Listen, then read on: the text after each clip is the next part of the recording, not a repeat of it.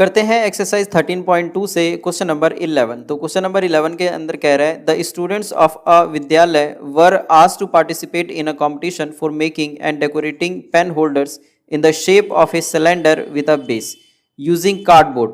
Each pen holder was to be of radius 3 cm and height 10.5 cm. The Vidyalaya was to supply the competitors with cardboard.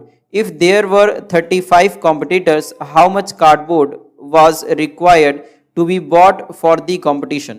तो इस question को हम समझते हैं diagram के through. तो यहाँ पे जो एक विद्यालय है वो एक पेन होल्डर मेकिंग कंपटीशन रखा है और उसके लिए उनको जो कार्डबोर्ड है उसका इंतजाम करना है। तो कितना कार्डबोर्ड लगेगा अगर इस टाइप का एक पेन होल्डर बनाया जाए जिसमें जो एक बेस हो और एक इस तरीके से सिलेंड्रिकल पेन रखने के लिए पेन होल्डर हो, जिसका जो हाइट है वो 10.5 सेंटीमीटर हो और जो रेडियस हो वो 3 सेंटीमीटर हो। तो यहाँ पे गिवन दिया हुआ है और ये हमें यहाँ पर टोटल नंबर ऑफ जो कॉम्पिटिटर्स है वो दिया हुआ 35, मतलब 35 पेन होल्डर बनाना है हमको और इसके लिए हमें कार्डबोर्ड की जरूरत है और यही हमें निकालना है कि कितना एरिया लगेगा कार्डबोर्ड का। तो यहाँ पे गिवन दैट दिया हुआ कि जो हाइट है सिलेंड्रिकल पेन होल्डर का वो दे रखा है 10.5 सेंटीमीटर और जो रेडियस है पेन होल्डर का ये दे रखा है R 3 सेंटीमीटर और टोटल नंबर ऑफ कॉम्पिटिटर्स जैसे कि मैंने बताया 35 कॉम्पिटिटर्स हैं और इनके लिए हमें कार्डबोर्ड अरेंज करना है। तो यहाँ पे सबसे पहले हमें यहाँ पे सरफेस एरिया ऑफ कार्डबोर्ड निकालना पड़ेगा जो एक पेन होल्डर के लिए यूज़ होगा। तो यही बात हमें यहाँ पे लिखना है कि सरफेस एरिया of cardboard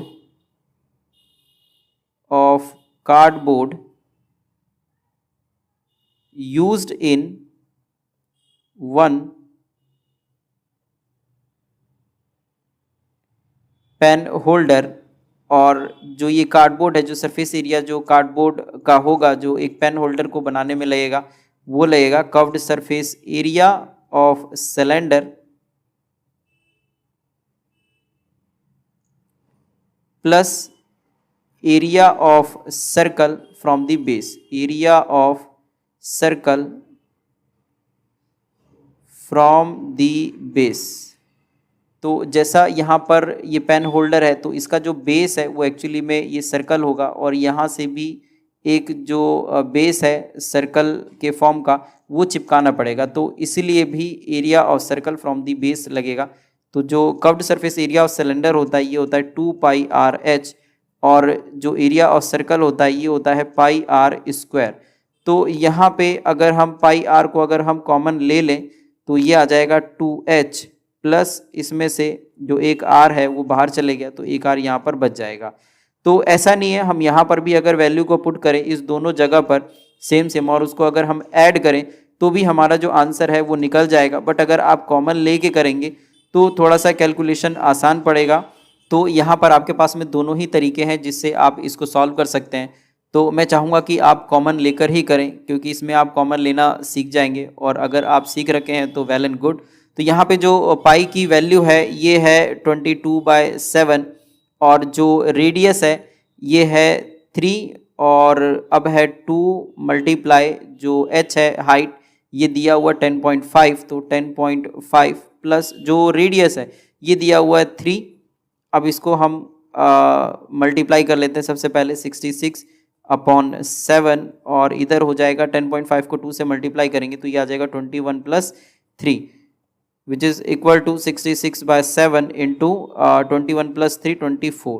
तो 66/7 इंटू 24 सेंटीमीटर स्क्वायर। तो इतना जो कार्डबोर्ड है वो एक पेन होल्डर में लगेगा। अब हमें 35 पेन होल्डर बनाने के लिए जो सरफेस एरिया की ज़रूरत पड़ेगी उसके लिए अब हमें निकालना है। तो surface area now surface area of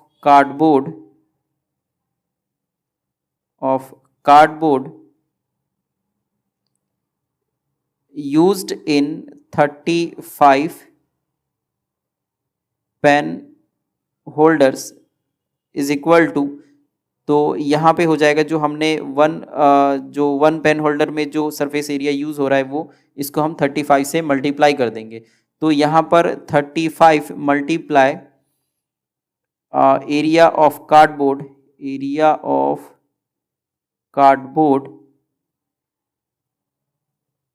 used in 1 pen holder which is equal to 35 multiply 66 upon 7 into 24। तो अगर हम इसको कट करें 7 1 7 7 5 35, तो और इस सब को अगर हम मल्टीप्लाई करें तो ये आ जाएगा 7920 और सेंटीमीटर स्क्वायर। तो इस तरीके से जो ये क्वेश्चन है क्वेश्चन नंबर 11 इसको हम सॉल्व कर सकते हैं। यहाँ पे ये सेपरेट है, मतलब सबसे पहले ये करना है उसके बाद में आपको ये करना है।